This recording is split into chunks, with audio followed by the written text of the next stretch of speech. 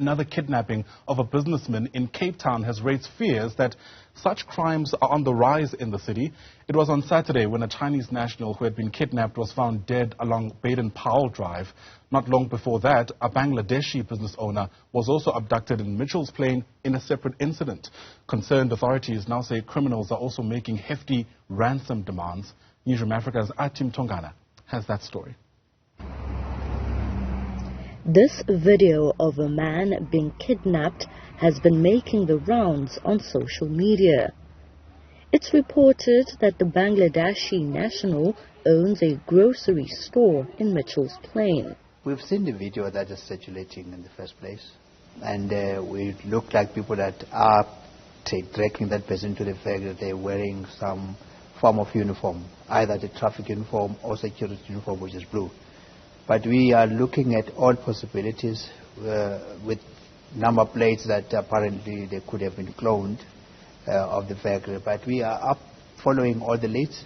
Western Cape police say they are concerned about the number of kidnappings taking place in Cape Town, a criminal trend more prevalent in Gauteng. For example, this 6-year-old that was kidnapped, we arrested one person in Gauteng. And it just an hour after that arrest, then the child was dropped at the Tavasa cemetery. So it's a lot of things that one must look at. We've seen now also that in many cases, even foreign nationals, they are on each other. That compounds this whole thing.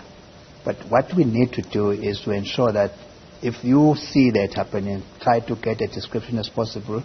A Chinese national who was also recently kidnapped was found dead on Saturday along Baden Powell Drive, close to an informal settlement. The criminals in that case also wanted ransom. Some, they will start, for example, if one thinks of one, they started at 525 million, they went down to when they could not find to settle with, say, we can take even 100,000. How much did they want from the Chinese one, for example? They were still negotiating, starting with a lot of money, but the problem is they keep on changing their tactics every day to say, okay, we're not sticking to 25 million or 10 million. They will say, today we want this money, and tomorrow they say, then they settle for this one. And as we start, because we've got also hostage negotiators that are also involved in trying to understand, to make some negotiations. Police are appealing to residents who notice any suspicious activity linked to these incidents to alert their toll-free numbers.